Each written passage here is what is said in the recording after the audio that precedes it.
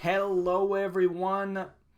Fights with Friends here. Micah Fights with Friends. We're going to do a preview on the Yair Rodriguez versus Jeremy Stephens fight.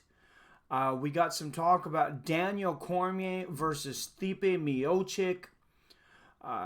Dana was pinned down recently by Barstool Sports. Talked a little about Khabib Nurmagomedov, and also after the Tony fight, seems interested in a possible fight between George St. Pierre and the winner of Tony and Khabib. That's not something that he was interested in this time last year at all. Basically let George St. Pierre walk away on his own accord without much fight. So, I mean, that was a very interesting turnaround. Dana seems to be more, I don't know who talked to him, but he seems to be making the fights that the fans want again. And I don't know if it's the resurgence. He's re-energized by the ESPN deal and these big fights. I mean, lately he just can't say no. Everything seems to make sense. As Nate Diaz calls out Jorge Masvidal, let's do it. And then George St. Pierre, it's a year later now, talking about, Khabib talks about wanting to fight Jorge. Khabib talks about wanting to fight GSP if he gets past Tony, and Dana's like, let's do it. Not much. What's going on, MMA or not? It's going to be a hard fight for Stephens. Yeah, and I don't know if you guys seen, those of you that have voted in the poll, so far, last I checked, you guys are almost 70% for Jeremy Stephens. That kind of surprised me. He is a slight favorite right now. When the odds came out, Yair was a slight favorite. Money's been coming in on Stephens, making Stephens the slight favorite now. It has tightened up some. You guys now have 71 votes in, 65% Stephens, 35% Yair, 58% Stephens by finish, 28% Yair by finish, and 7% apiece for either one by decision. So nobody's really expecting it to go the distance. I think Yair will have his work cut out for him. I think it's going to be a tough fight, man. I want Yair to win, but it's not going to be easy. Like I said before, man, you literally can't count that guy out until the last second. I mean, ask the Korean Zombie. He thought he had that fight, 24 minutes, and he won 24 minutes and 58, 59 seconds of it, and then the most dangerous elbow in the world came out, and he put it on him. So I think he's definitely a live dog. The odds, the last time I seen it was minus. They were both minus 118 for Stephens, minus 106 for Yair. So that's basically an even fight. Yeah, that was a crazy fight, man. I remember calling that. That was definitely fight of the year last year. And finish of the year just throws that weird elbow up at the last minute, and man, the Korean Zombie just walked right into it. It was crazy. I was so stunned. I don't think I had as big a reaction as you might think out of that one, because it just caught me off guard so much. It was a great fight, and I was like literally speechless. And I liked both guys. But I had said in my head, I'm thinking, the Korean Zombie, he's going to go on. He's going to go on and fight this guy. He's going to fight this guy. I was happy for him. He'd had an incredible fight. And I'm thinking, man, this is going to be cool. He's going to, move up in the rankings. He's going to get fight of the night. He's going to, and then all of a sudden, you know, right there, last second, that elbow comes up and puts the lights out on the Korean Zombie, walks right into that crazy elbow, and it's all Yair Rodriguez. Who wins, Till or Calvin? I don't think Till gets past that one. I don't think Till wins his debut at welterweight. Kelvin, yeah. Kelvin Gastelum. I got Kelvin Gastelum in that one. Yeah, it's a little bit to adjust to these weights.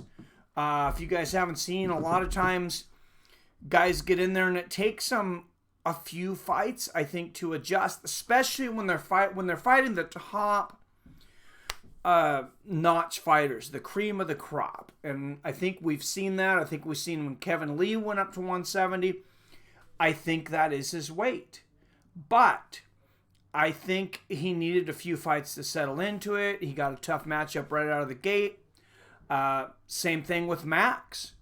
You know, I think it'll be a while before we see Max Holloway at lightweight again. But, you know, he went in there. He was 145. He went in there against Dustin, who had also fought at 145 at one time, and they may have been close to the same weight, but Dustin was used to carrying that weight. He had that muscle density. The other part of it is he has that bone density. When you put on that extra amount of weight, and especially muscle, I mean, your bones get more dense from holding on to that weight. So I think it's just an adjustment, weights for some of these guys, and I think Kevin Lee will probably be okay.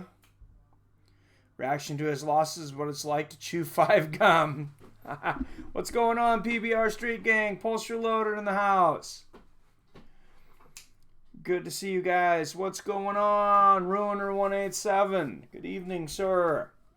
Got some people in here. Man, this is, I said the poll, you guys are definitely pushing for Stevens, 65% to 35%. What's up, Benny B? So far in favor of Jeremy Stevens. If you haven't voted yet, you should have got a notification for it. If not, it's in the community tab. On the channel, and I think it's going to be a tremendous fight. Any way around it. Fights with fucking friends. What's going on, Woodstrucker? That is correct. And by the way, Stevens by vicious knockout. By the way, as people come in, I have the new name for the channel. I have it down to 3. I have it down to 3 different names, and we'll see how many people are in there. I think we'll probably end up deciding it in the next couple days. It'll definitely be October. It'll be a different name. Fights, when we do fights, it'll still be Fights of Friends, but just the official channel title will change. What's up, books? I'll say Yair, just to be contrary, but either way, the fans win. I agree with you, Nigel. I'm kind of leaning towards Yair myself.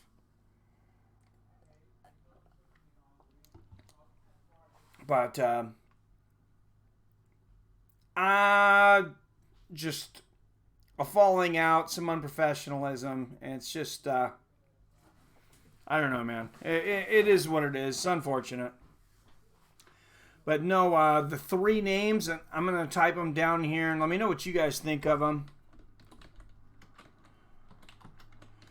First one's going to be Savage Sports Reactions. And then I have Sports Scores and More.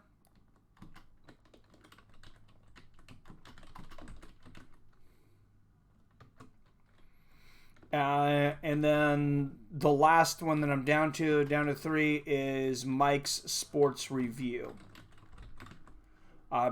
Mostly because it's similar to my other channel, Mike Reviews It All. Peep Cup defending DC's eye pokes first fight. They swore up and down it was not intentional. Then he did it 10 times the second fight. Savage Sports Report says Pulse Reloaded.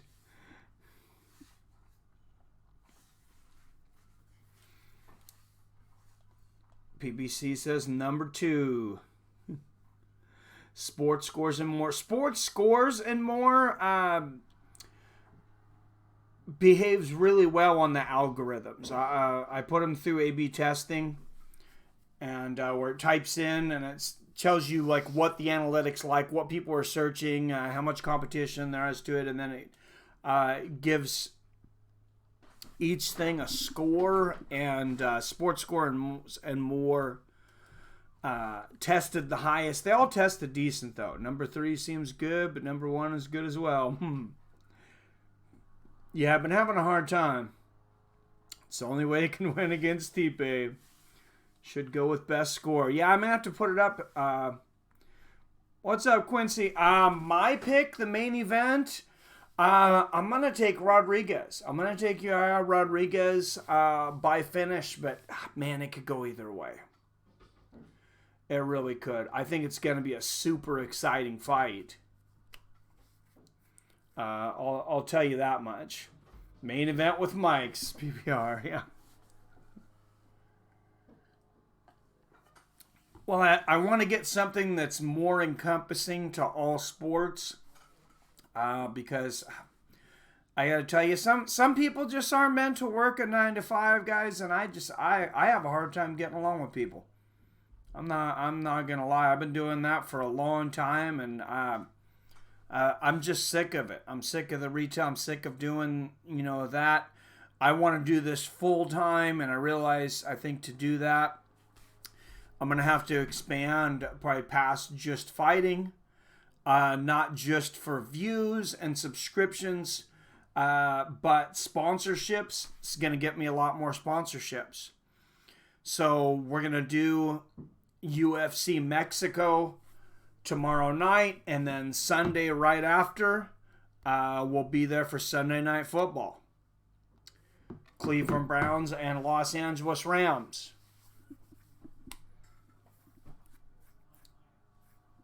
Yeah, that's what I've decided. PBR prediction is a KO. I'm picking Yair, but either way, I think it'll be a KO. Yeah, my heart says Stevens. My head kind of leans towards Yair. Yeah, it's just I don't think everybody's meant to work a 9 to 5 job, and I mean I've done it a long time. I stayed, with the same company for 16 years, and, that's been 5 years ago. I've been 21, almost 22 years in retail since I was 19 years old. I just turned 41. Main event with Mike sounds best, says MMA or Nada.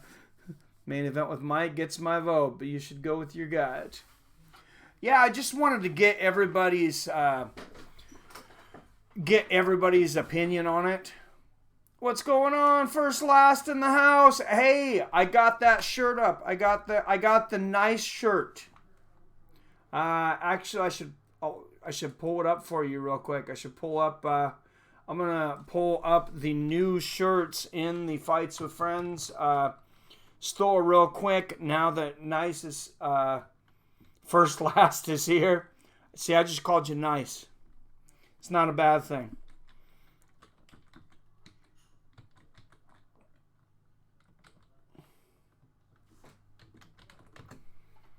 And I will put the link in here again.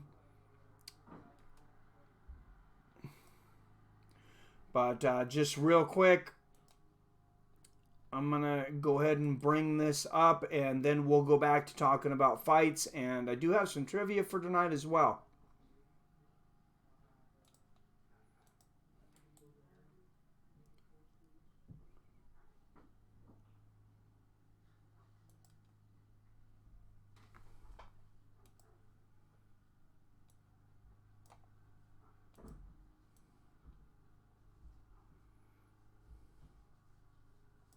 Oh, there we go. Okay.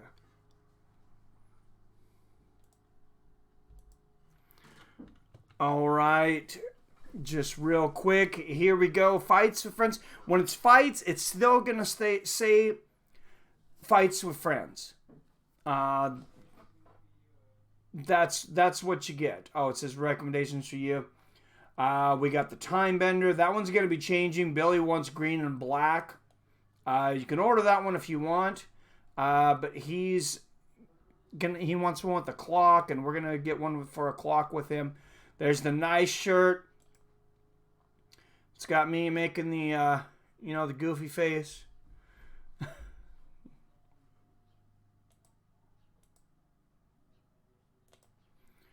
But we'll go to all the listings here.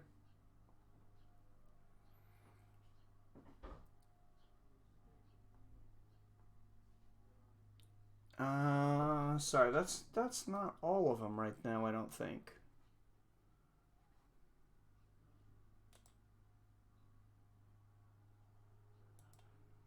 Sorry, I thought I was on the right, there we go. View store. All right, so there we go. You guys should be able to see everything better now. We got the sweatshirts, we got hoodies. Everything can be made in those, by the way. So if you want the nice, you want the Time Bender, whatever, you can get it in t-shirt, sweatshirt, hoodie.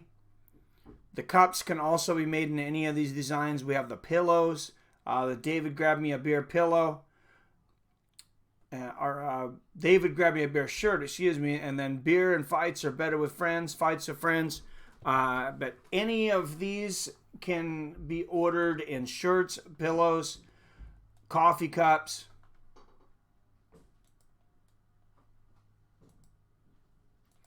Just the fights with friends coffee cup. And then, of course, we talked about earlier, we got the Don't Talk to Me Before My Coffee and MMA. Fights of friends. All right, and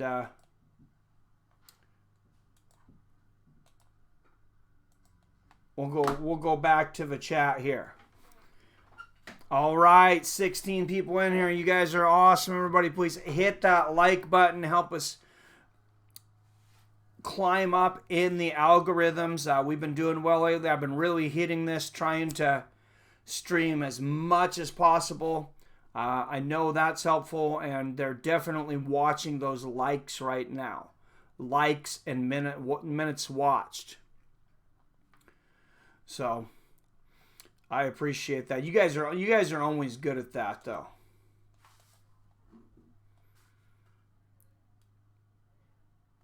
We'll definitely buy those shirts. Well, good.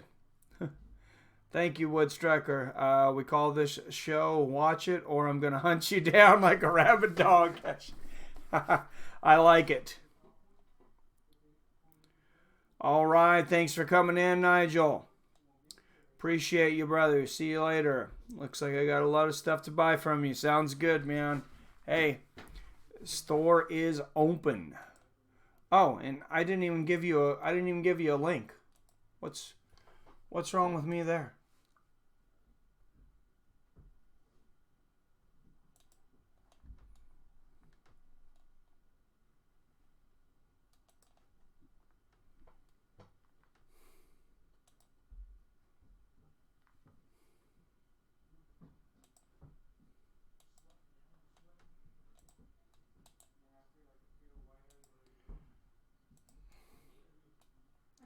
All right, so there is the link. If you forget it, it's just Teespring. If you go to teespring.com and type in Fights with Friends, you're going to get it. But teespring.com /stores Fights with Friends.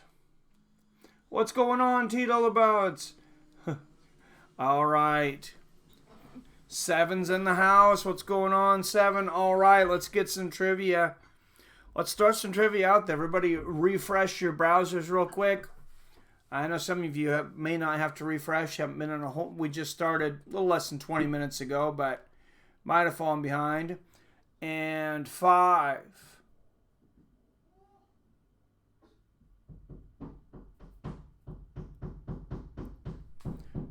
All right. And Ruiner187 says, do y'all think McGregor should come back and fight? I'm not sure about that, dude. Has gotten damn ridiculous with his crazy behavior.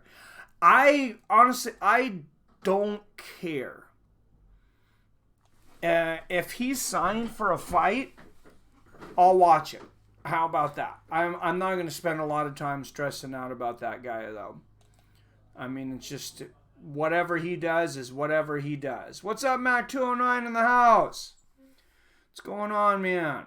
We had a lot of people come in and out real quick. We're up to 16, and now all of a sudden back down to 8. But I appreciate people, even if they can pop in for just a minute. So, all right, first question is about Nate Diaz. What season of Tough was Nate Diaz on?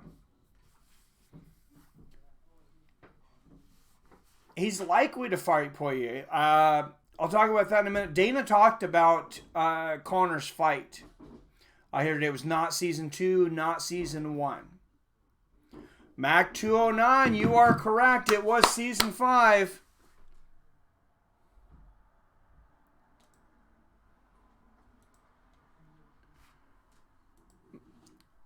There's like 38 seasons of Tough, literally. I mean, it might have been 30. It was a lot. They were at like 30.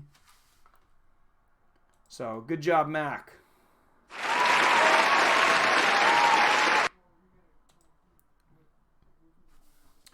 All right, and YTB Gameplay had it too. He's got it at 5. Mac was just ahead of you there, though. So, 1,000 points to Mac. I'll have to check that out. Yeah, just the same. McGregor, Dana White talked to Barstool Sports, and they asked him when Conor McGregor would fight next. He said early 2020.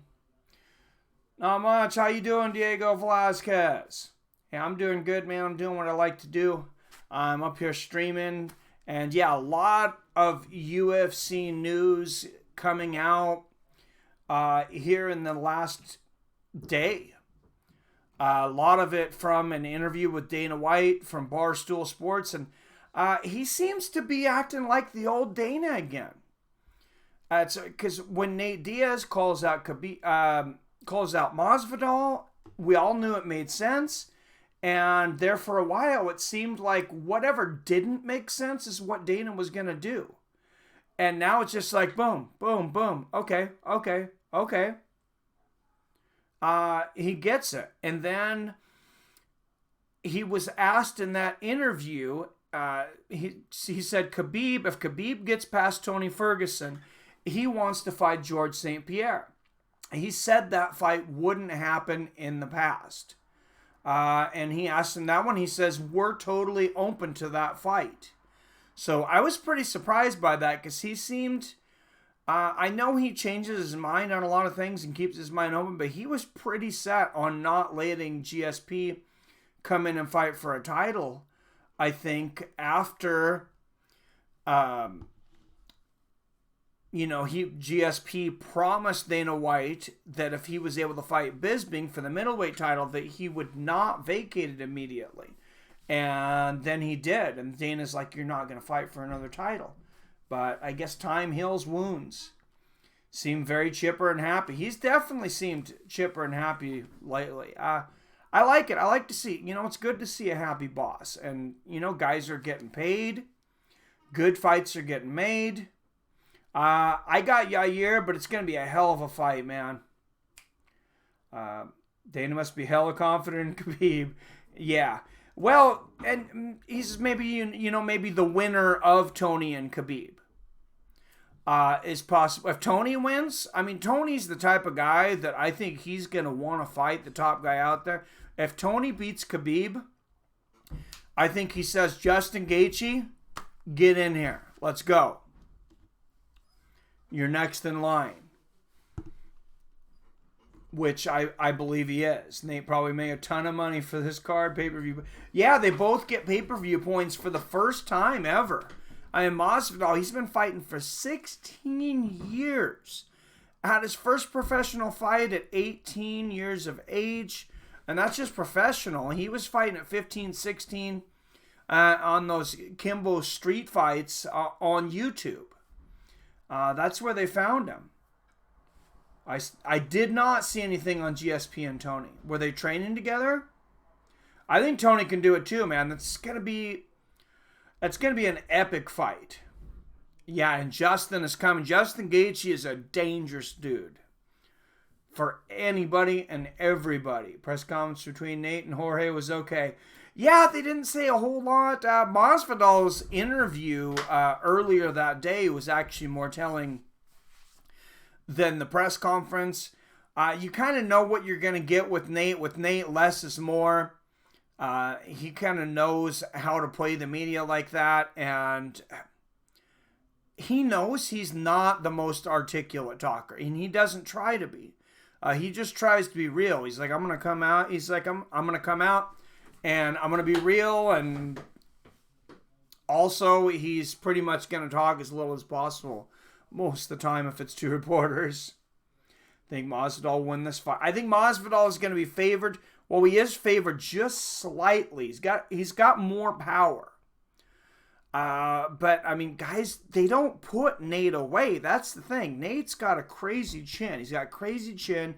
He's got crazy cardio. And the fact that this is a 5-rounder, I mean, I don't remember Masvidal going 5 rounds. I think he probably has. I mean, he was scheduled 5 rounds against Darren Till. You know, of course, took him out quickly. The next fight, he was scheduled 5 rounds against Ben Askren. Only needed 5 seconds. Oh, is he on minus 200 now? I thought it was like 115. I thought I'd seen it come out. I thought I had seen it come out that it was pretty close. Okay, I expected him to be a bigger favorite. I must have misread, or maybe I was thinking of another fight. Nate gonna go night-night, says first lot. That's gonna be a crazy-ass fight, man. Closest again to being knocked out was against Maynard. Gray Maynard was a beast. In his prime, people forget about Gray Maynard. Gray Maynard was an animal. I live in Cali and come from a small town like Nate, so I got Nate by decision. I've been to Stockton. Stockton, you don't want to mess around in Stockton. I don't walk around at my age feeling like I'm going to get in a fight. And when I went to Stockton, everywhere I went there, because my sister was living there for a while, my sister and my brother-in-law, they didn't live there very long. Everywhere I went, I felt like I was about to get in a fight. And, I mean, I didn't try to not go out, even after, you know, I seen some things and stuff. But, I mean, you know, there's some people that are just ready to scrap there. They just are. It kind of reminded me of the neighborhood that I grew up in. But it was, you know, it was the younger guys my age in high school. There's a lot of them that like to scrap, and, you know, a lot of them did often, myself included. I grew up in Stockton, Modesto, so you know what I'm talking about. Isn't it Josh that clipped Nate? Yeah, Josh. Why am I drawing a name on that? It's not Josh Neer. It's Josh Thompson. I believe so, yeah. Josh Thompson, one of the most underrated MMA fighters of all time. Welcome to Central Valley, Cali, Lodi. Yep, I've been through Lodi as well. Lodi's just a little safer, but yeah, real close, same area. Stockton and Lodi, well, I mean, they kind of go right into each other. They do go right into each other. PBR, Nate knocked out Maynard. Yep. They punks have got nothing to do, no home training. Right. All right, let's throw another trivia question out here. Masvidal Diaz card is pretty stacked. Yep. Oh yeah, it's an incredible card, man. And we're almost starting to overlook the Adesanya versus Robert Whittaker fight. That's got to happen first. With a kick, I think. Yeah, Wonderboy fight is going to be insane, too. Yeah, there's a lot of good fights out there. All right. Second trivia question of the night. One of the fighters in this, Jorge Masvidal. What is Jorge Masvidal's descent? Where does his lineage come from, like his parents?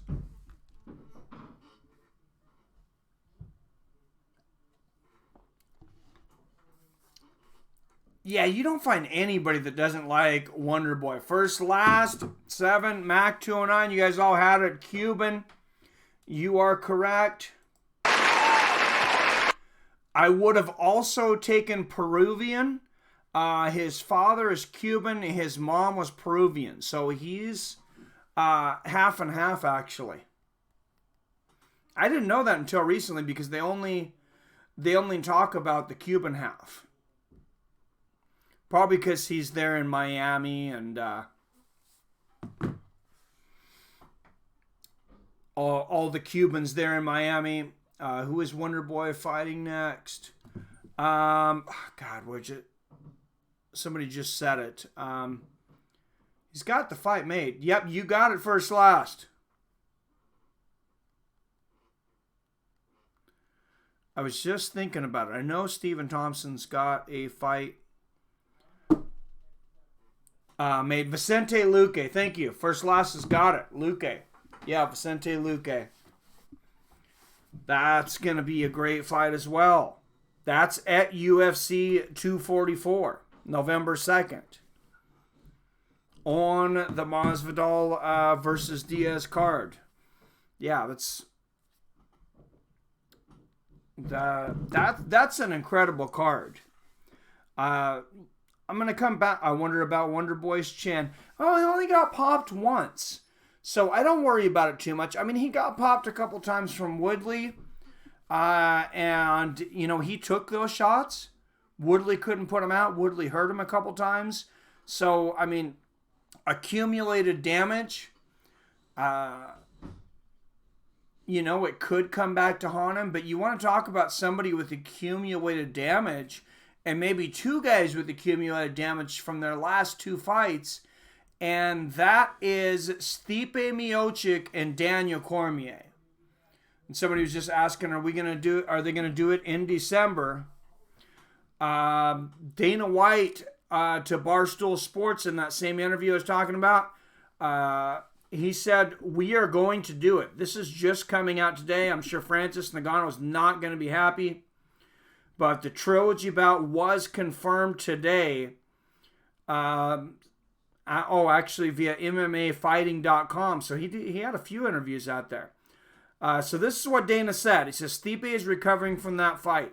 He's got some bumps and bangs from that fight. We're waiting for him to heal up. And then, we're doing the trilogy.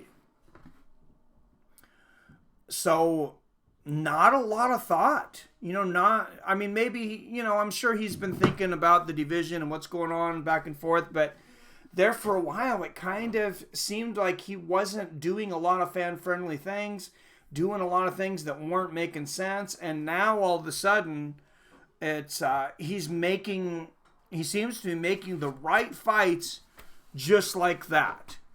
Like I said, he pulled the trigger on Diaz versus Masvidal. It's like he's seeing everything he should be seeing again. He's like, boom, that's a gimme. That landed right in his lap. And then, Khabib says if he gets back to Tony, can I fight GSP? Now he says he's open to it. And then Stipe versus DC, they're both willing to fight. You can definitely make a case to give DC an immediate rematch, even if he didn't have just one defense. At heavyweight, just what he's done in his career, and we know that it's towards the end of his career. They want to get him for another fight or so. Torrin Brown in the house. What's going on, Torrin?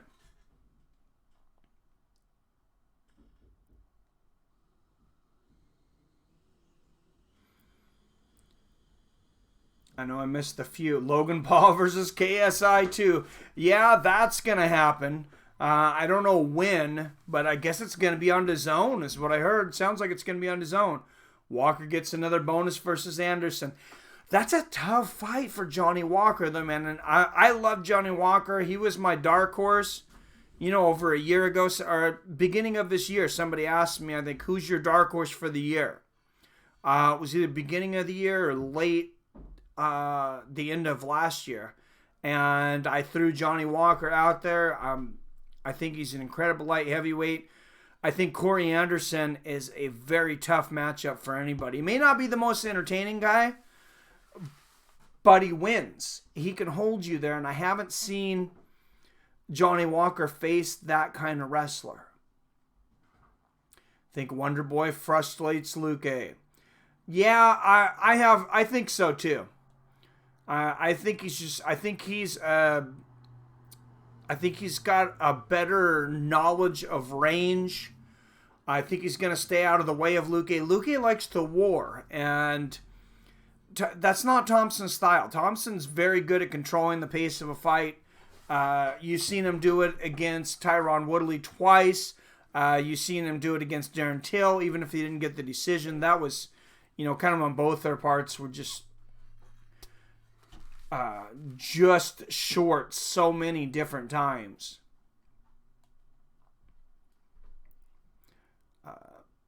Don't really care to see DC versus Stipe. I'd rather see DC fight Jones again. I think Jones is just gonna knock him out again, but I would have liked to see it. I would have liked to see it at heavyweight. I would have liked to see that because I would have liked to see DC beat him. Now, I agree with that, and I would have liked to see Stipe versus Jones. I would like, and I'd like to see Stipe knock him out. I'd like to see what John Jones can do at heavyweight. Maybe he can go up there and be exciting. I can think of a lot of interesting matchups at heavyweight for John Jones. Versus Stipe causes more problems than it solves. Well, that's true. If Jones gets the belt, then, who takes over at light heavyweight? Light heavyweights, they've got a lot of killers there right now. Thiago Santos might end up taking it over. You got Johnny Walker if he gets past Corey Anderson. If Corey Anderson wins that, he's right in there. You have Alexander Ratchik, who's a rising star. Yair getting it up. I feel terrible. Getting lit up. I don't know about that, man. Khabib fighting an old GSP. I don't know about all that. I'm not pumped for it. It's not the fight I want to see. I want to see Khabib versus Tony, and then I want to see the winner go in there against Justin Gaethje. And then, if the winner of Nate versus Masvidal, if they get one more fight, maybe put one of those guys up against, the winner of that. Up against Gaethje or Tony or Khabib. Can't forget. Yeah, Dominic Reyes is in there. And Dominic Reyes, he's fighting Chris Weidman here soon. And I'm not surprised he's moved to almost a 2-1 favorite. If I could bet here in Washington, if I had a good sports betting book to go to, I would put some money on Dominic Reyes. I think that's about as safe a bet out there for those kind of odds as you're going to get right now. I don't give Chris Weidman much shot in his first fight at 205 to beat Dominic Reyes.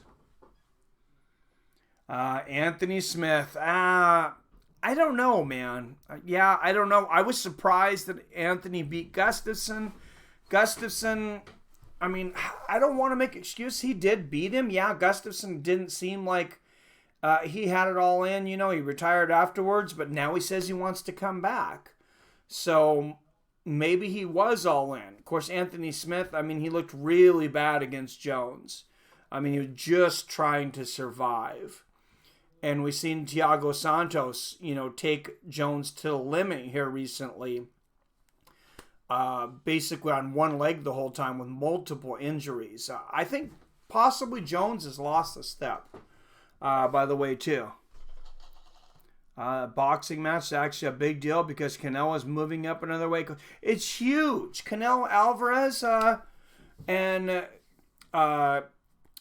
Kovalev. No, that's a huge matchup. And they were asking Dana about that, about them putting it on the same night on DAZN, and he just said, well, for boxing's sake, hopefully it times out just right like the Tyson Fury one did, and it comes on right after.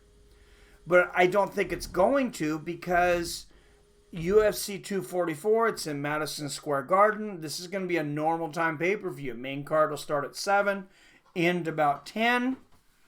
And, I mean, maybe Canelo and Kovalev come to the ring about 10. That would be awesome.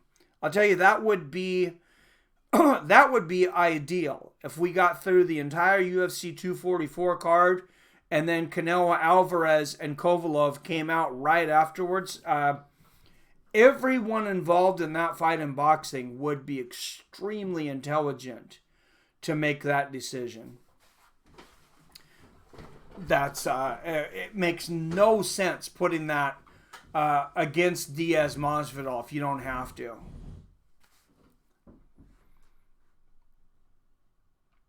Weidman and Jacare at 205 will either be successful. I don't know. Jacare talked about being a head case recently. I don't know if you guys seen that. I talked about having some mental issues.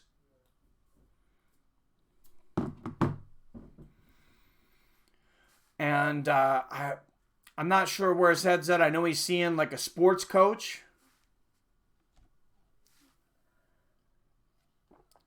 So, maybe he gets his head back in the game. But he's been around for a while. I want to say Jacare's like 37, 38. Nobody cares about boxing. It's just watered down compared to MMA. There's some fights out there. I am interested in Canelo versus Kovalev, just because Canelo coming up a whole weight class. 2 weight classes. And he's been moving up the whole time. Triple G will be fighting soon. The Tyson Fury versus Deontay Wilder rematch. And I'm very interested in Deontay Wilder versus Luis Ortiz too, as soon as that comes out. For those that forgot, Luis Ortiz knocked Deontay Wilder down, I believe, twice. Deontay Wilder had to come off the canvas twice to come back and knock him out. So I should do a GOAT tier list for a future video. Yeah, I should. People have been asking for like a top 10 thing, and I really do need to do it. I'll tell you what, you guys have seen me streaming so much more recently. I figured out I like streaming a lot more than I do making these videos, making a lot of videos. I mean, the GOAT one, that wouldn't be too hard. The fight picks, I kind of tend to like to go through them with you guys. I overanalyze things when I have too much time by myself. I can be accurate if I go through enough, but the last time I did a fight picks, I mean, I was watching hours and hours of footage, and to the point to where, maybe that's overanalyzing a little bit. And people who actually competed before would understand. What's going on, Robert Christian in the house? Good to see you, my friend. All right, with Robert coming in, let's throw another trivia question out there. Next trivia question. For this fight, Yair Rodriguez versus Jeremy Stephens. Jeremy Stephens trained with this lightweight contender in Big Bear to get ready for this fight. Who did Jeremy Stephens train with at Elevation and Big Bear to get ready for the Yair Rodriguez fight? Probably Mayweather. Jeez.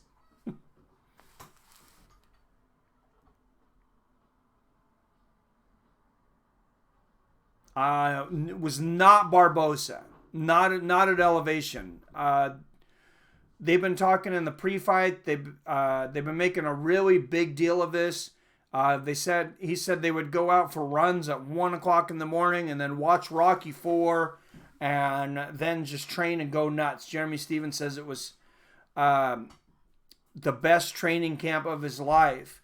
And Diego Velasquez, you got it.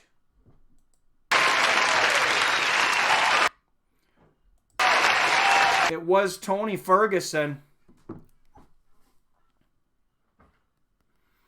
And I think that's why a lot of people are picking Jeremy Stephens in this. I think maybe it pumped him ahead just a little bit on the in the odds. So Diego gets that one.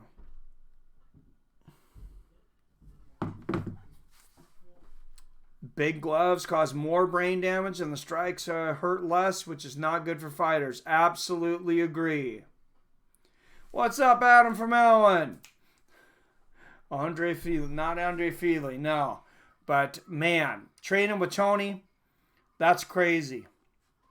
I mean, that guy, he's an absolute nut. He's like the David Goggins of MMA. Maybe crazier.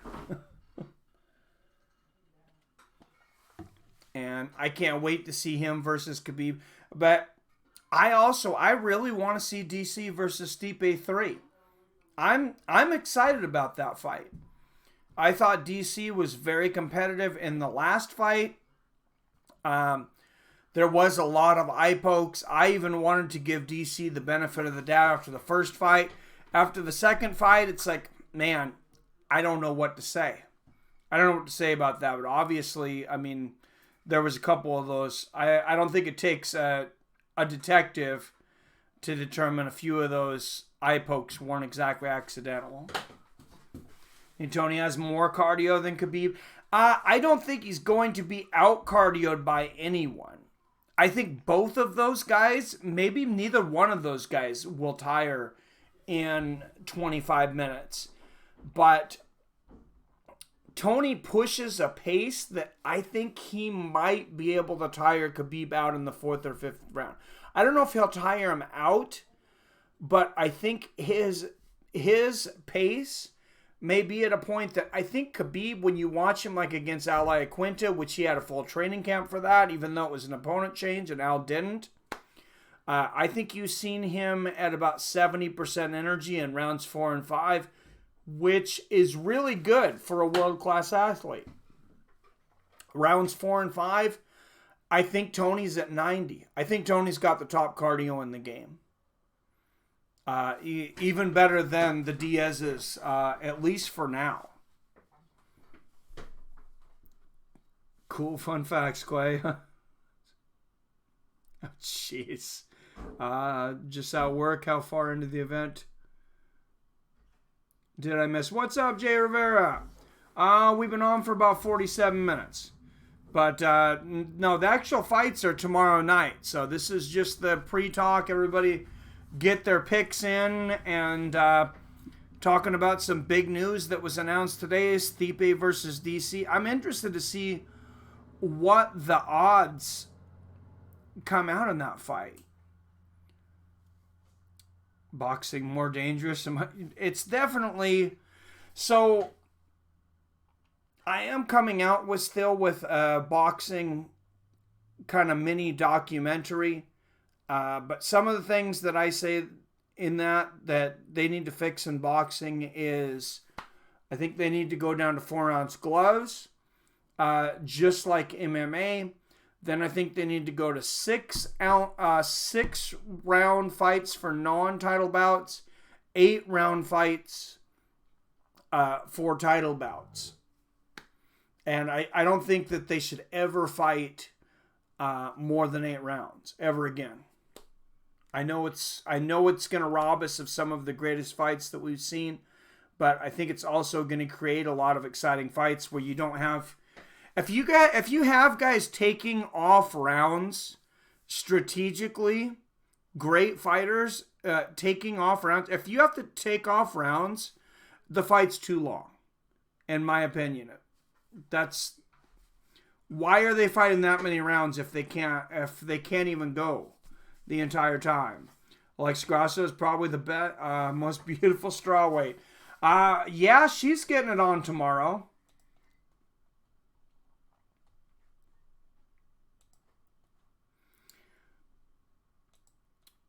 For sure. Alexa Grasso and God, I was just looking at the card. And Carla Esparza. Carla Esparza and Alexa Grasso. Brandon Moreno takes on Askar Askarov at flyweight. Irene Aldana versus Vanessa Milo. I'm more interested about the prelims, though. One, Marco Polo Reyes, 2-fight losing streak, takes on my good friend, Kyle the Monster Nelson. Also on a 2-fight losing streak. I talked to Kyle this week. He said he thinks it's do or die. He says, I got to win this fight or I'm going to get cut. He said he has that feeling. I think he pulls it out. Vinicius Mejia versus Paul Craig at light heavyweight. I think that's another good one. And then Sergio Pettis comes back to where I think he belongs at flyweight versus Tyson Nam. And he said the only reason he went up to 135 was to save his job because he assumed that the division was dead. And I think they did think about getting rid of that division. Yeah, 12 rounds is way, way too much. What's up, Ron Carlson? Yair needs to be unpredictable and creative and watch out for his wrestling. Yeah, people forget about Jeremy Stevens. He can wrestle. Tony got those blades for elbows, and I want to see Khabib bleed finally. As long as DC sticks to his bread and butter, he can beat Stipe, in my opinion. Man, I don't see how you can't have a third fight. You had 2 fights where the winner was decisive, but the second fight was ultra competitive there until the 4th round when Stipe landed those body shots. And then that first fight, of course, DC knocks him out. You got to have finality to it, in my opinion. I have not talked about Rashad Evans yet, but Rashad Evans, yes, is coming out back. I heard about that. He asked to be released from the UFC. UFC took him up on that offer. He'd lost 5 fights in a row in the UFC. And I'm assuming he's going to sign with Bellator. I don't know where else he would sign. Maybe Combate Americas. Maybe ONE FC. I'm not so sure he'd want to move to Singapore, but thank you, Ron. Appreciate it. Askren versus Maia. That's going to be a good fight. I think that's going to be a really good fight. But Maia's going to outstrike him. It's going to be the first time that Maia is the better striker in the cage. I want to see Damian Maia go for the knockout. Why not get a knockout before he retires? I think he can knock Ben Askren out. If you're a 170-pound man that can close your fist and punch like a man, I think you can knock Ben Askren out. Now, his wrestling is amazing, but his striking is absolutely garbage. DC has to use more grind in this fight. Yeah, he did try to wrestle. That's the thing, though. He went for several takedowns, and it was Stipe that ends up getting the takedowns. So, that's interesting. You know, that was very interesting. Maia could strangle Ben. He definitely could. I mean, Askren's only move is to get the fight to the ground, so he's got to jump right into Maia's wheelhouse. We've got Maia by construction. Maia by first round KO. I so want to see Maia knock Askren out. And I like Askren. I'm an Askren fan. I like his internet presence. I totally get what he does online. I love how he goes after guys. I don't want to say it's not malicious, but it's not crossed the line, you know, like some of these guys. It's more lighthearted, and I appreciate that. I respect that. I mean, you don't always need to be talking about how you know somebody else's family or their country or their religion or you know, things that don't have anything to do with the fight. DC got stupid. Instead of shooting for the takedown, he chose to exchange, and Stipe got heart for days. He wasn't going down. Yeah, he does. He definitely does have heart. Nagano has to wait for his shot longer. He has a decision to make. Take a fight or sit on the sideline. I guess it depends on who they offer him. I don't think he needs the money. I think he's good because I think he had kind of talked about retiring after the first Stipe fight. He didn't come from money. We know he made 7 figures for his fight against Stipe. So as far as money, I think as far as he's concerned, he's good. He'll go back to a place where the cost of living is very low. Oh, I knew what you meant. I knew what you meant, Quincy. Ben has no striking, and I got Stipe winning the rematch. It's gonna be a crazy fight. I just hope DC doesn't keep going with the eye pokes, but I have no reason to believe that he won't. Do I dare say the Black Beast? Man, no, he's not for a title shot. I want to see him in there. I love the guy, but no. Not especially after how he looked against DC, and then the injury again going in there injured against JDS, and nah. You think Ryan Garcia is going to win his upcoming fight? Who's he fighting next? I don't remember. Black Beast just got in a car accident? Oh crap. That I did not hear. So I guess I missed that one. Arlovsky versus Rohrens. Arlovsky's in trouble, I think, in his next fight. I think he definitely could be in trouble. I mean, as horrible, as absolutely...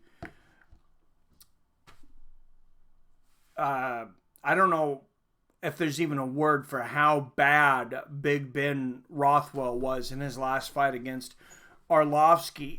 He still hurt Arlovsky a couple times there at the end.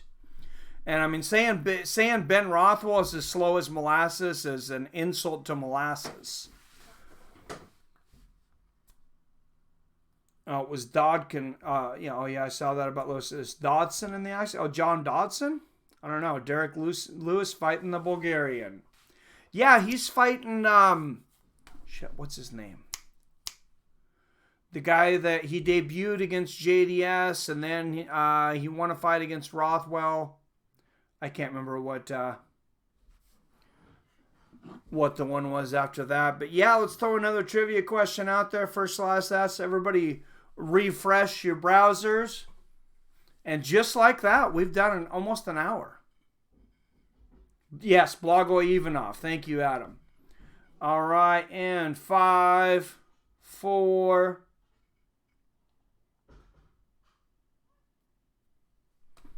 Would anyone want to see the UFC do an event at the Cowboys Stadium? I think it would be an awesome environment. Oh, I think it would do well. Myself personally, I wouldn't want to watch a UFC from that far away with the visibility of the cage. If I paid to see another live UFC event again, which I definitely will, most likely, but I want to be very close to cage side because it's too hard to see from far back with that cage, and then you end up watching it on the jumbotron, and you end up feeling like you might as well be at home. That's just my opinion, though. Oh, Dodson, that's good. I'm glad he's okay. All right, next trivia question. Jeremy Stevens' last win was a controversial stoppage on elbows against this fighter. Jeremy Stevens' last win was a controversial stoppage on elbows against this fighter. It was one of the last cards on Fox. It might have been the last card. I know it was definitely one of the last cards on Fox or Fox Sports. Clay Potts has got it. You are correct, Josh Emmett. And Emmett he bounced back well in his last fight.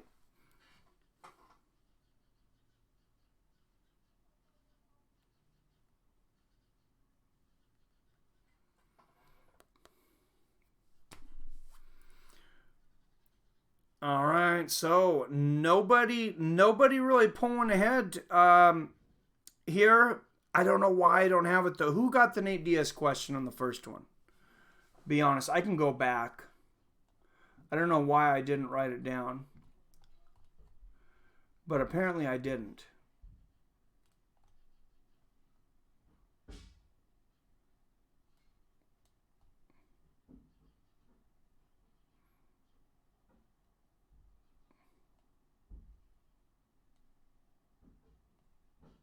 Mac 209. I seen it now. Mac 209 had it. Okay. So we had Mac 209 with the first one, then First Last, then Diego, then Clay Potts. So all right, let's go ahead and throw another one out here quick. Yair Rodriguez's last loss was to this fighter. It was a doctor stoppage. Yair Rodriguez has only lost 2 fights ever. Last time he lost was a second round doctor stoppage. Who was the opponent?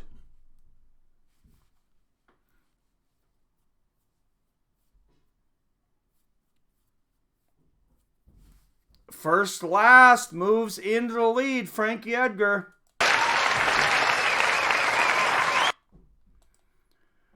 Frankie Edgar, you are correct.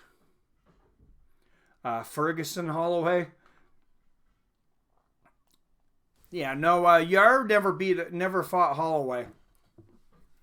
But yeah, First Last with 2,000 points. I'm hoping I'm going to be able to start very early today, but or tomorrow as early as possible. I'll tell you what, guys. Thank you for the thumbs up. Everybody, please hit that thumbs up. If you're not already subscribed to the channel, I think pretty much everybody is here. But if you're not, I really appreciate it.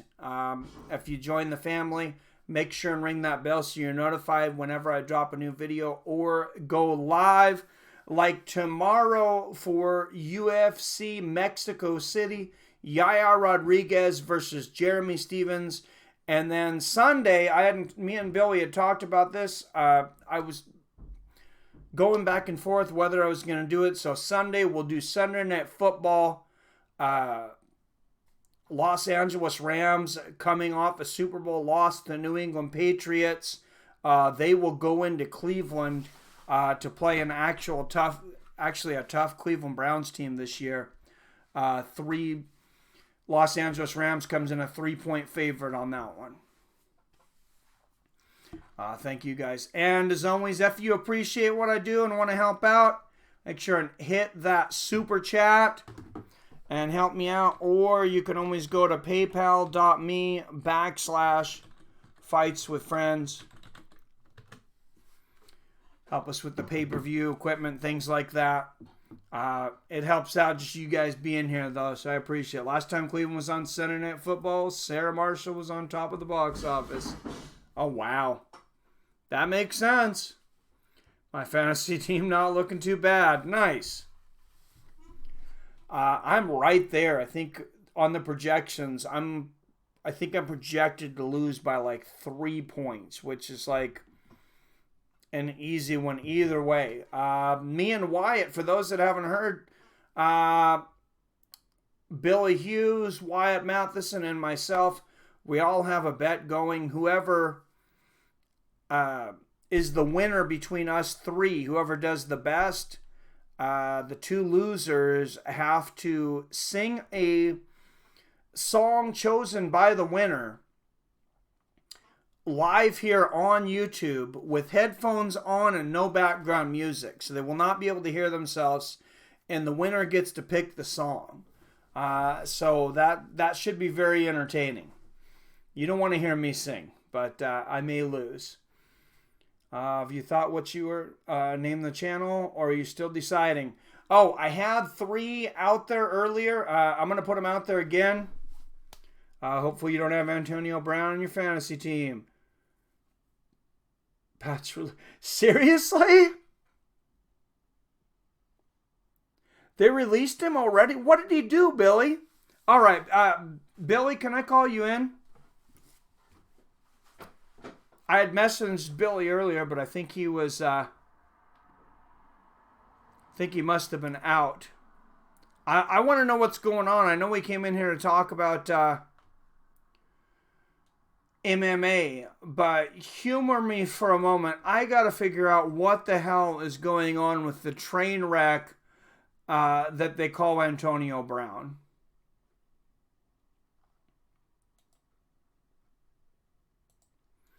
I thought if anybody could control that guy, it was New England.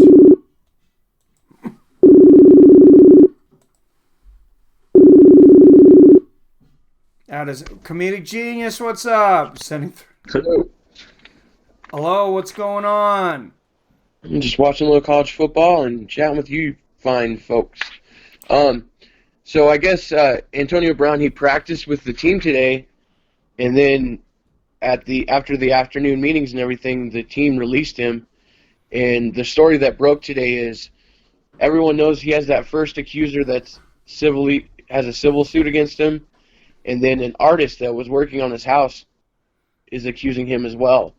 And it came out today that Antonio Brown called that second accuser and made threatening threats, I guess, to that accuser. And then the Patriots found out about it today and subsequently released Antonio Brown after only being with the team for 12 days. Wow, that guy he's a psychopath, man. I mean, is all you have to know about this guy, I think, to figure out that he's out of his head, out of his mind, is that he went into the cryo tank with no shoes and socks on and permanently damaged his feet. Bizarre. And I guess he was promised a $12 million signing bonus, and he's already filed through his agent a suit against the NFL in case the Patriots try to take that away. So he's already ruffling more feathers, and everything I've heard is this is probably it for him. Well, they're definitely going to take it away. Adam says Antonio visits Seattle tomorrow. Man, as good as he is, we don't want him over there. Seattle, whether you like Seattle or not, and I could say the same thing I think about Denver, Billy, is they care about character over there. They don't, want to bring guys in that are criminals. So I don't see that being a good fit. They always look the other way. He's probably one of the most talented players in the whole league, but he's just bringing so much baggage, and how do you know he's not going to be suspended by the league now? So if a team's going to bring him in, they need to make sure that he's not going to be, suspended. I mean, anything's possible. I could see somebody signing him for basically somewhere around the league minimum, and then with a lot of incentives in case he hits, certain marks. But I don't know that he signs something like that. Yeah, it's a pretty strange change of events. If you go back 18 months, the Steelers had their big three with Roethlisberger, Le'Veon Bell, and Antonio Brown, and now cut to this year, and there's none of them left. Two are gone, and Roethlisberger's out for the year. Yeah, and Le'Veon Bell, that came out of nowhere. I didn't even realize he was gone until I was watching the game. Yeah, and another thing that came out today, this isn't bad or anything, but if you have him on your fantasy team, Cam Newton is injured and will not be playing this week. Oh, I did hear that. Oh, Wyatt, holy crap, man. I didn't know that was the everybody read Wyatt's comment. I didn't hear the details on that, but dude, yeah.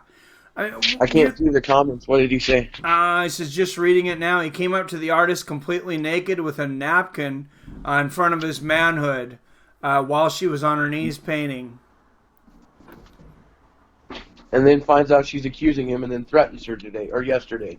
Yeah, that could end up being a much bigger crime than the actual, sexual harassment or sexual assault, whatever you want to call it. Right. When you threaten a witness, I mean, the DA they did not mess around with people like that. Yeah, For good reason. Offered a settlement of $2 million, and Antonio Brown said he wouldn't give her a dime. And I bet he would take that back now because this story would have never came out. Oh yeah, and I mean the fact that she was suing for $2 million, is she trying to go after a lot of money? Of course, she's trying to extort him for money. I mean, Right. yes, but And that was his physical trainer, I believe, the first accuser. yeah. Well, I mean, yes, she's trying to extort him for money, but nobody forced him to, walk in there and expose himself either, and then to go and threaten somebody. He could be looking at some serious jail time. It's so crazy that he did this in the home where his children are at. Really? Yeah, like I said, anybody that would go into a cryo tank and think it was a good idea to go in with no shoes or socks on, I mean, nothing you're going to do at that point is going to surprise me. You can't be of the right mind. Yeah, he's so talented too. He definitely has some mental issues. It's coming to the surface for sure. Comedic.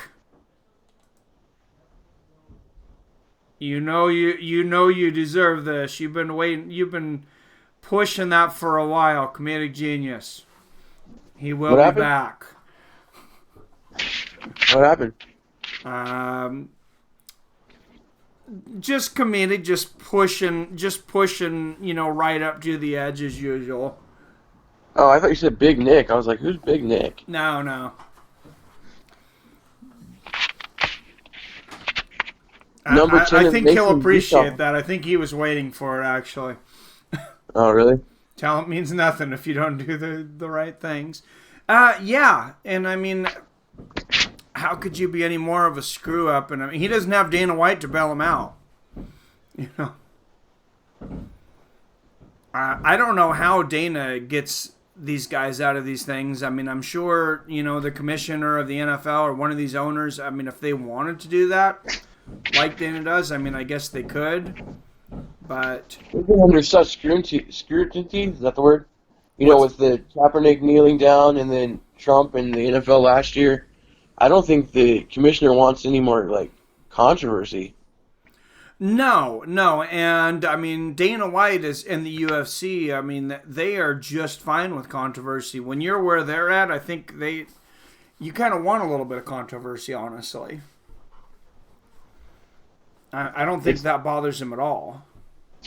It is $1 billion entity, though, the NFL. So yeah, well, so is the UFC now. But you got, I mean, if you're the NFL, if you lose 10% in the NFL, it's much harder to get back. In the UFC, you lose 10%. It's, I mean, how many people watch the UFC? Probably 10% of the people that watch football, maybe. Yeah, that'd be kind of hard to figure out, yeah. Ratchik versus Volkan is official. Oh, that's a great fight. Really was hoping for Ratchik versus Jones, but I knew it was not. Yeah. Did they ever, does John Jones have an opponent yet, or is it still leaning towards Blachowicz? I think he is leaning towards Blachowicz, but he was supposed to have some news. Diego was just saying that, and he's fighting Goldberg at WrestleMania 46. Would not surprise me. Goldberg almost killed someone in his last fight because he can't hold anybody up anymore. Oh yeah, he's old, man. And not just in years, but I mean his body is destroyed from football and wrestling. Yeah, he was with the Atlanta Falcons before wrestling. Yeah. So John Jones is still not named an opponent. I wonder why they're dragging their feet if they have something else in mind they're trying to do. Yeah, I don't know, because you seen today, we just talked about it. Dana said DC versus Stipe is going to happen as soon as Stipe is healthy. Yeah. So it's not going to be DC. I don't see him going up and fighting Francis Ngannou without a belt. I don't think that really makes sense. What's the word with Dominic Reyes? Speaking of 205. He's fighting Chris Weidman. Okay, that's right. Because I knew he had someone and it was a bigger name. I just couldn't pinpoint it. And that's why, because Weidman's going up in weight. That's right. Is that the Diaz card? Or no? I believe so. I was just looking. I need to look at that UFC 244 Because I know Weidman card a little more. I know it's a stacked card. Yeah. Corey Anderson's fighting Johnny Walker on that card. Derek Lewis and Blagoy Ivanov. Kelvin Gastelum and Darren Till. That's a great fight. Stephen Thompson versus Vicente Luque. This is all the same card. That's going to be a nuts card. Wow. The Wonderboy is going to fight Vicente Luque. Yeah, that's well, Madison Square Garden. I mean, you got to pull out all the stops. True. And you know, I was talking about the Cowboys Stadium. The reason I brought that up is I was watching Max Kellerman's discussion on boxing that he does once a week, and they've held a couple of boxing events at that Cowboys Stadium. Yeah, and with I know that big Pacquiao's screen that fought they there. have, you know, they have the giant big screen, so it's like you can see the fights from wherever you're sitting. Yeah, Pacquiao's fought there a couple times. I mean, I didn't say it was a bad idea. I'm just saying, personally, I wouldn't pay for it. I wouldn't pay a lot of money. I mean, if it was $20 to watch a big screen, yeah, I'd go. But it's not gonna be. It's gonna be hundreds of dollars. And they can fit 100,000 people, I think, in that stadium. So I think, I think it is like right around 100. I agree with you, Wyatt. I got Wonder Bread in that fight, big time. Nice. Yeah, DC is a great analyst. But, I mean, he was so competitive in that last fight. I mean, I had him ahead on the scorecards going into that fourth round. And this obviously, I'm jumping around, but Rashad getting his release, that means he's not going to be on the UFC pre-shows and stuff anymore, right? Because I know Chael still does that stuff. Yeah, I think that was kind of what he was asking to be released from because, I mean, they didn't. That's the only employment he had with the UFC. He was officially retired. I hope that Rashad did some, like, sparring and, you know, some mock fights to see if his chin will hold up and that his speed and timing is still somewhat there before he made this decision. Yeah, it's hard to say on those chins, and I always say... I used to say, you know, once guys got tapped on the chin several times that they couldn't come back. You know, Roy Jones Jr., after he, you know, went up to heavyweight, came back down to light heavyweight, of course gets knocked out by Antonio Tarver. Then right after that by Glenn Coffey Johnson. Actually came back and fought till he was 48 years old. Got some knockouts and, you know, took some shots on the chin. I don't think it was the same, but... I also have to wonder, you know, Rashad and Rumble Johnson have been real close in the past.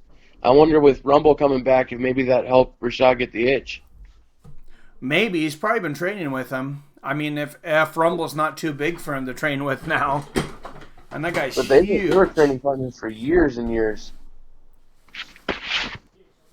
Yeah. DC versus Ngannou. So I don't see that. For whatever reason, I just don't see that ending well for DC. For some reason, I just don't feel like DC can take Ngannou's power. I could be wrong. Yeah, it's a very interesting fight, though. I would love to see that, though, actually. Yeah, I definitely watch it. No way DC leaves on an L. He wouldn't do that to himself. The fans are his legacy. Yeah, I mean, Dana wanted him back, and I think he was pretty much going to give him any fight he asked for. What do you think of Jacare moving up to 205? Oh, is Jacare versus Jan Blachowicz made? I didn't know that, Blake. Oh. So Blachowicz has a fight then, so he's not fighting John Jones for sure. I hadn't heard that. I heard Jacare was moving up to 205. I didn't hear he was fighting Blachowicz, because Just Wow. 3 days ago, they were saying John Jones could face Blachowicz Right. or two past opponents in his return, which, I mean, I think... Do you really see Jacare making it to 205 comfortably, though? He doesn't seem like he's big enough to be able to hold up at that weight class. He's not a Yoel. He seems like a natural middleweight, doesn't he? Yeah, Right. You know, I'm picturing the two, and you think Blachowicz is going to look gigantic across the cage from Jacare. well, so is Dominic Reyes against Chris Weidman. I think Weidman's going to get slaughtered. Well, Weidman has a little bit bigger frame to go up in weight, where Jacare is a smaller guy. That's interesting. I don't think Weidman's that big. I don't think he's big enough for 205. I mean, maybe you'll put me wrong, but I really don't think so. Right. That shocks me that Jacare wants to attempt that. Jones versus Nagano says why. Oh, I definitely want to see it, but Nagano's got to have something to bring to the table. He'd have to have a belt. Well, now that Blachowicz has a fight, I can't think of anyone that's in position. You know, I know they're not going to throw Glover at him. I know Glover's on one of the longer streaks now, but Oh, and I mean, he lost his last fight, in my opinion. right. I mean, if There's he didn't lose it, it was definitely not an impressive performance. Maybe John's going to go to heavyweight. The fight is not tonight; it is tomorrow. Ice and Cassandra. It's just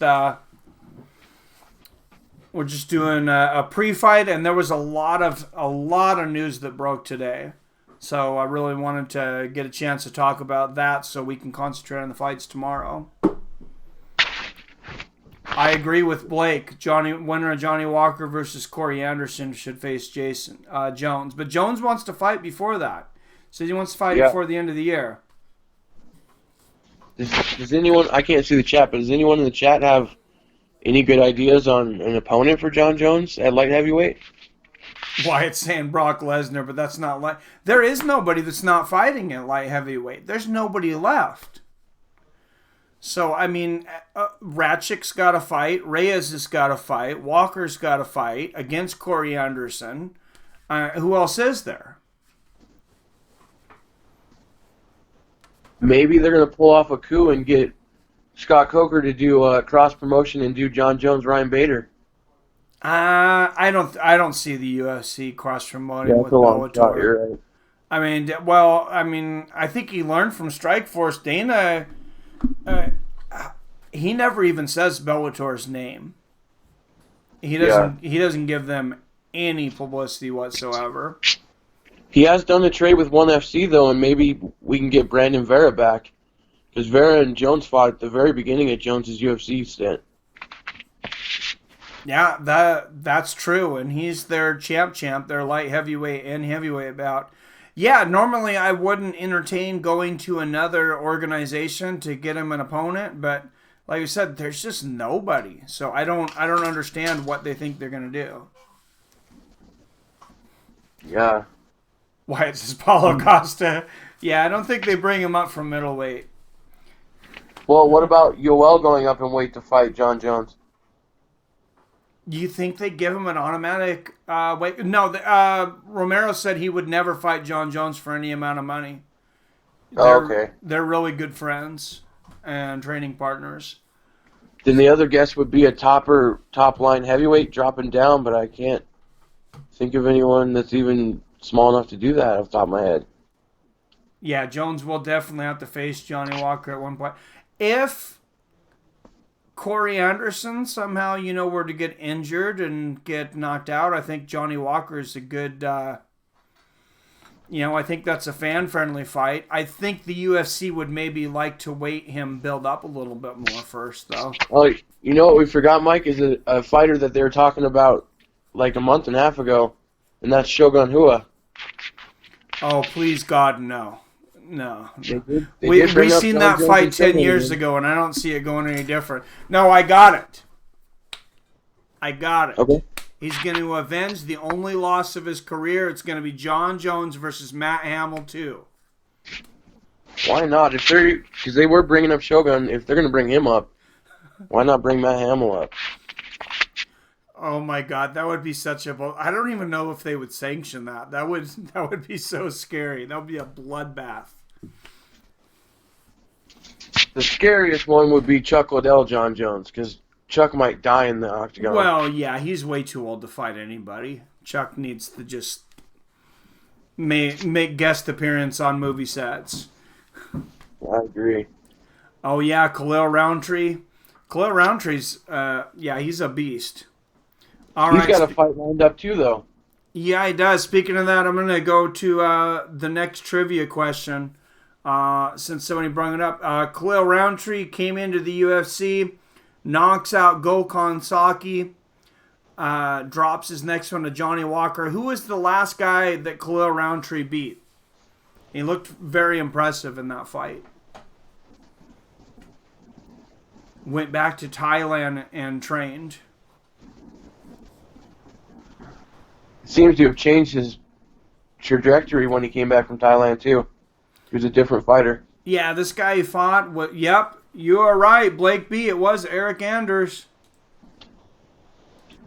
Eric Anders was a former fullback at the University of Alabama. Badr Hari versus John Jones. Oh, wow. Yeah. Talk about a crazy person. Badr Hari is a very interesting individual, too. Maybe in a kickboxing match. Yeah, he is. Yeah, that guy's he's a psycho. He's fun, though. He's talked about coming into the UFC. A couple big kickboxers from Glory have talked about coming into the UFC. Problem with Badr Hari is he's already been popped a couple times for the Mexican supplements. Yeah, I don't think he passes USADA's test there. I think his most recent fight, him and his opponent both got popped for steroids. Oh yeah, I'm trying to think of who his last fight was. It was him and another big name in kickboxing, and they had to make it a no contest. Badr Hari won the decision, but I believe they're having a rematch. both fighters. Joe Rogan just talked about it too. Yeah, I know because he had a couple of big kickboxers on recently. I can't think of who they were. Rico Van Hooven.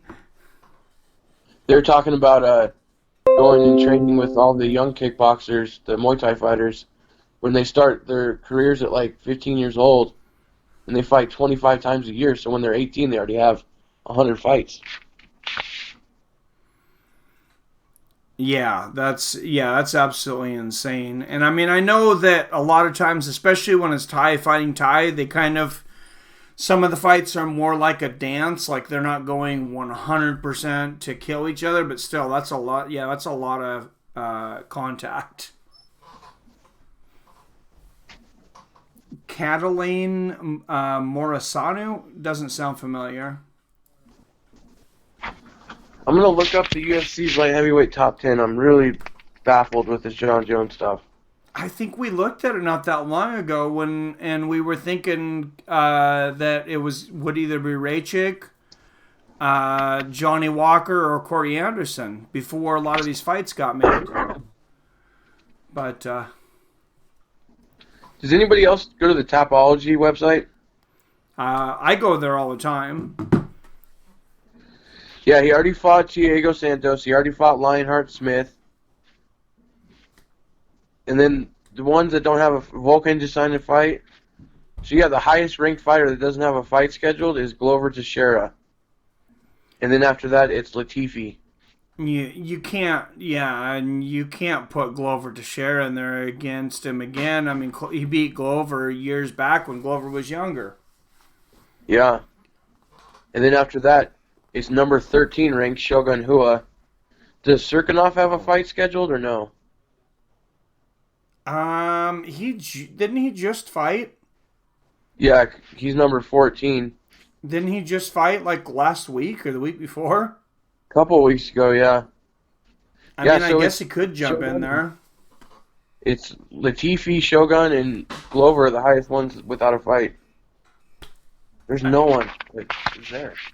I know they've been talking about getting in the boxing business, but it's Zuffa's going back in there. I didn't realize that until they talked about it, that Yep. Zuffa still owned Zuffa Boxing. They never sold it with the UFC, the Fertitta brothers. And they want to have it, really pop because Dana and the Fertittas want to save boxing. There was a big article about that last month. Oh, really? Well, I mean, I think the best idea, like I said, I think smaller gloves and less rounds. I mean, look at how well bare knuckle boxing has done, and the big problem with bare I've knuckle got it. boxing is the bare knuckle part. I've got John Jones's opponent, one that we'll all love on this channel. John Jones versus Smiling Sam Alvey. Yeah, I love Sam, but I don't think that'd be real competitive. Sorry, Sam. No, not at this point.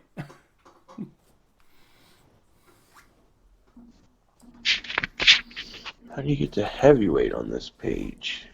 But I mean, they could sell that. Yeah, who's?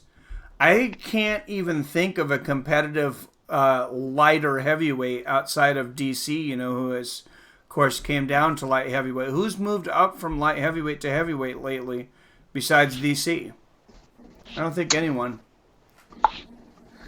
The heavyweights without a scheduled fight would be Junior Dos Santos, Oh, he's way too big. He's not making 205. um, Alexei Olenek,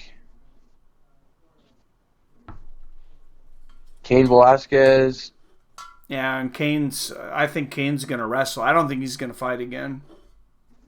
Justin Willis, and Although Big Kane Ben probably could Rothwell. make 205, but I really don't think they're giving him a title shot right now.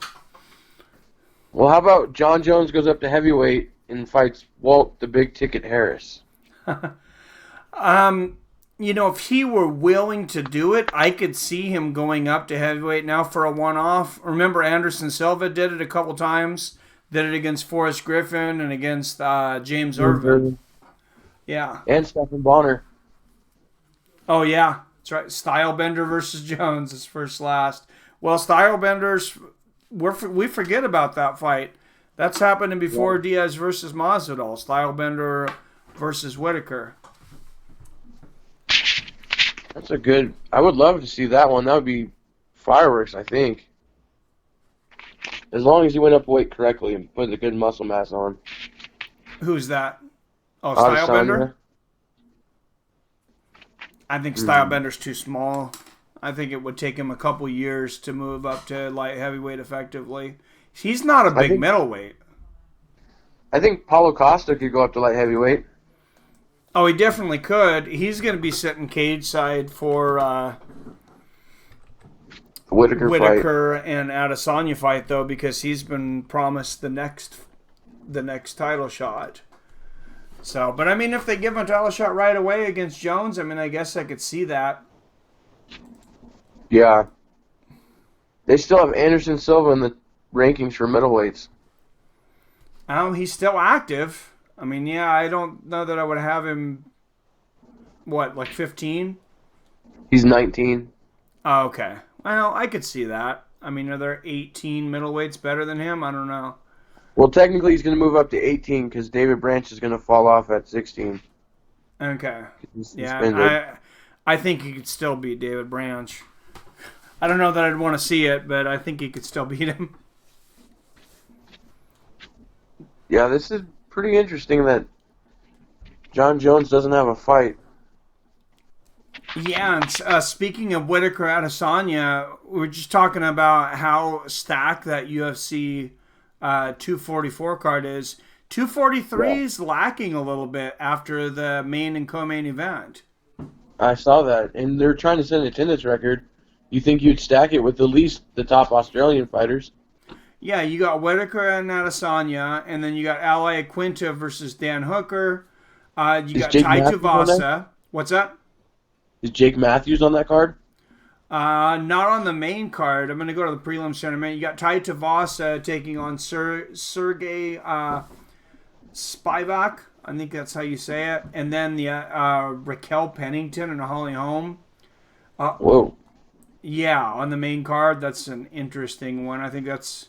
I mean, I know Holly's been having her hardships, but that seems like quite the step down.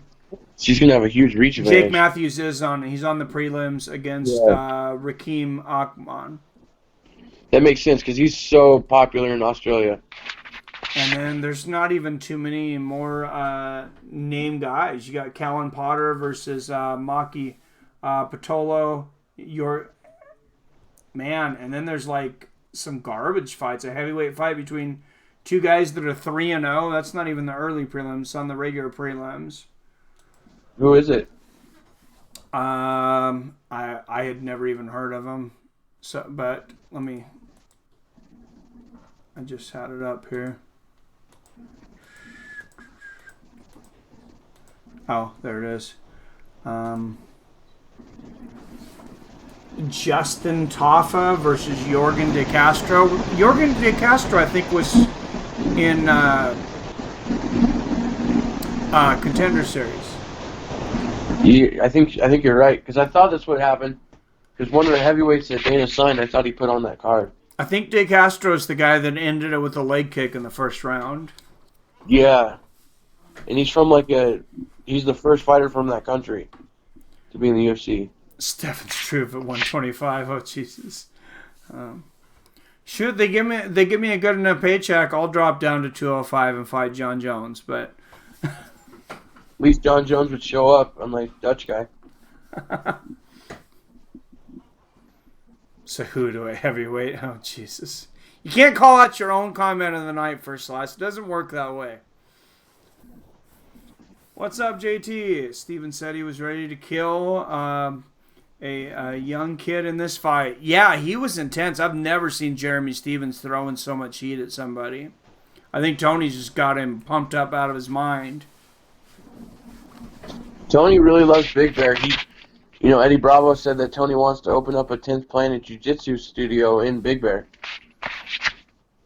That would be a great idea, I think. But yeah, Jeremy Stevens, I was reading a little bit of it. He was saying that they would train all day. They would take a nap. Tony would wake them up at like 1 o'clock in the morning. They would go run for like 7-8 miles and then come back and watch Rocky IV. I guess that's Tony's favorite movie. They would just continuously watch Rocky IV. Is that the Ivan Drago one? Yes. That's the best training movie. I could see that being Tony's favorite because he loves training so much. I will break you. Yeah, that's still such a good movie. Anybody who hasn't seen the Creed movies since they came out too, I really think they're worth a watch. My favorite Rocky is the number 3, the Clubber Lang one, because that's the Eye of the Tiger one. Yeah, that's definitely the best song to come out of any of that. But 4 is probably my favorite. 2, I think, was... I was just talking about this with my wife the other day. I think 2 was just a complete letdown. I thought Rocky 2 sucked, but... What about Rocky 5 with Tommy Morrison? I put 5... I put all of them ahead of 2. Even Rocky Balboa. Yeah, that Rocky Balboa, and it makes me... I just thought about that because, they're making the new Rambo that's coming out. Yeah. It reminds me of the Rocky Balboa movie, where you can just see Sly Stallone's so far past his time. He got ripped for that fight again, though. I mean, yeah, he's in his 70s. The dude's amazing. I do like the Expendable movies, though. I do. Yeah, Expendables 3 is supposed to have been coming out here soon, because the first I'd heard about it was actually when Randy Couture mentioned it on this show. And the thing about Expendables is anyone that really loved 80s action movies, it's just a homage to those. Yeah, I know he's way past his prime and he's out of shape, but I'd really like to see him get Steven Seagal in the third one, because you've had so many guys. You had Van Damme in the last one, which I thought was awesome. Then you had Chuck Norris. Schwarzenegger, Bruce Willis. Yeah. I say bring in Seagal. Seagal's way out of shape, though. He's plump. He is, but he's still making like 4 movies a year in Russia. Well, he's an icon. Oh yeah, go on to like Netflix and Hulu, and you'll see like 4 movies a year for like the last 4 or 5 years from Steven Seagal. He's just spitting out random content. I love the Steven Seagal movie that he did with DMX in the early 2000s. Oh yeah, what was that? I can't remember the name. He's had some really good ones. That's one of my Exit favorites. Wounds. Glimmer Man was my favorite with Damon Wayans. It was called Exit Wounds. Okay, yeah, that was a good one. Tony should come out to Rocky Music against Khabib. I agree. Oh, the American against the Russian, and Ferguson is Ferguson Italian? He looks I don't Italian. know. I think he might. No, he's Hispanic. I don't know if he's got Italian in him or not, but doesn't really matter. But Yeah, come out to Junior Dos Rocky. Santos already comes out to that. What's that? Junior Dos Santos comes out to the Rocky theme. Oh, that's true. Calls Drago a fathead.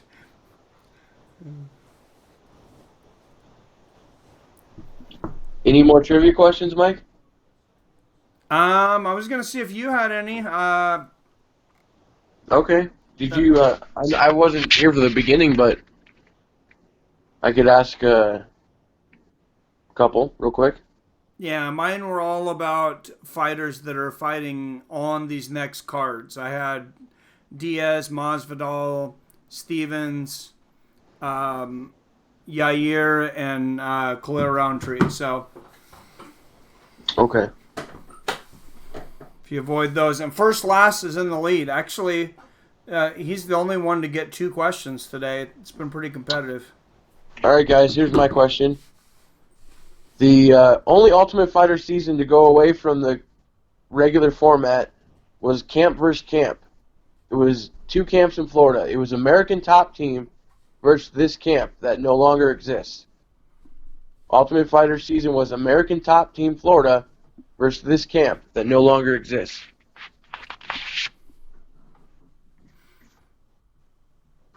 Does Blake B have it? Was it the Black Zillions? Yeah, it's Black Zillions. That's I'm what not I on was the chat thinking button. too. All right, Blake B moves into just ahead of first last to tie for first place. So now we're gonna have to have a few more.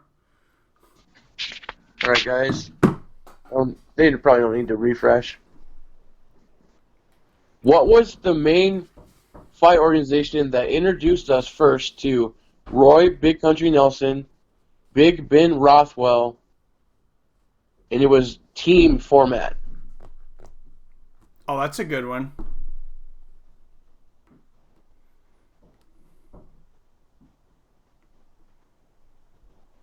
Let me know if you guys need me to repeat the question. Adam from Allen's got it. IFL. Correct, sir. The International Fight League. I love that stuff. It was awesome. Yeah, I remember watching that. All the cities had different leagues, and Yeah. you know what I was disappointed in the other day?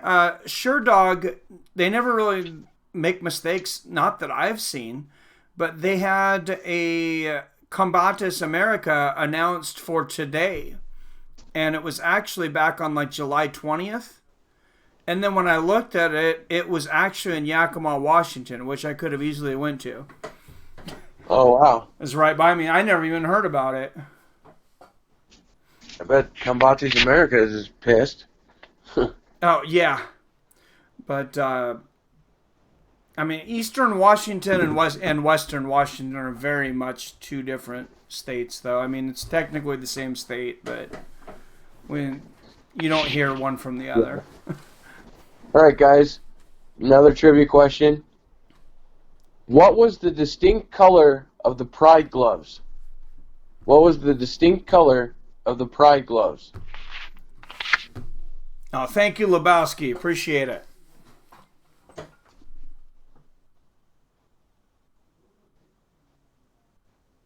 You're going to have to let me know when they get it right, JT's Mike. got JT. They were blue, right? Yep. All right, JT's got it. He said, "How much longer?" I think not a whole lot longer here. I wasn't planning on going more than 2 hours, so we're an hour and 44. Do we still have a tie or what? I believe we do still have a tie, though, between Blake and first last at 2,000 apiece. And, I mean, a lot of people with 1,000, so. All right, let me pull out another question here. I'm trying to throw other style questions in today for MMA. All right. Who was the original owner of the UFC? Who was the original owner of the UFC? That's a good one. Yeah, you know this answer, Mike. So You want both owners? I want the first owner. Was not the Fertittas. Adam from Ellen says the Gracies. Which Gracie, though? I'm looking for the individual original. Yeah, I think Gracie's. I think we got to have the first name. It's either the Gracie or the other person. There was co-founders. It's not Henzo, Hoyce, or Hickson. You were throwing out all the Gracie names they can think of. So much you get pretty soon, then. Yeah, unless you've heard this, unless you know the story, you're probably not going to guess this, Gracie. What's up there, Nelson? Horace. If no one gets the Gracie right, I'll also take the other owner's name. Lebowski's got it. Dude, Lebowski. Oh. Horian Gracie and Art Davie were the co-founders of the UFC. Good job. Of course, Art Davie has been on this show for people that have been around long enough to remember that.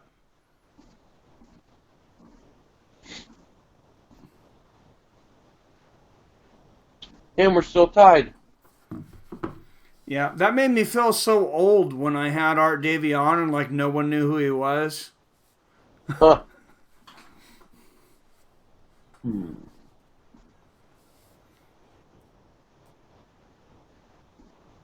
Let's go. Okay. John Anik is the current UFC main play-by-play commentator. Who was the main play-by-play commentator before John Anik? He now works for Bellator. That should be a speed test.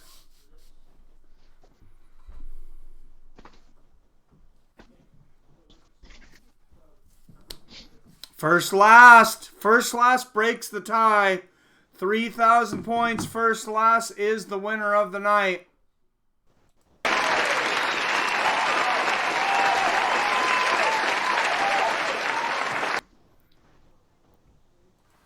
All right, great job, guys. All right, Mike, I'm going to jump off and let you close up your show. All right, thanks I'll everybody see you fine folks tomorrow. See you tomorrow, Billy. Thanks again. Cannot end the night without mentioning our sponsor, Grubhub. If you haven't eaten tonight, guys, it's 8 o'clock here on the West Coast almost. You need to get some food. You don't have time to cook anything. Get yourself some Grubhub, and they'll deliver beer for you. If you've already eaten tonight, definitely save our code for tomorrow because it's going to get you $12 off your first order of $20 or more. We don't even need to leave our house anymore. I mean, this is literally becoming like Wall-E. It's kind of scary in a way, but I like being able to get food delivered to my house. Yes, it is $7.48 technically, Experiencer. But with that code, $12 off your first $20 order from Grubhub. And yeah, you don't have to leave the house. And then if you need to go somewhere after you drink, you can call yourself an Uber and they'll take you to wherever you want. It is a crazy world. Hey, thanks everybody for coming in tonight. Can't wait to do the fights tomorrow. I'm going to go get some rest so I can get to work, which has been irritating me recently, but I still need a paycheck. So, all right, guys. As always, I love you. I respect you. And I'll see your fine asses later.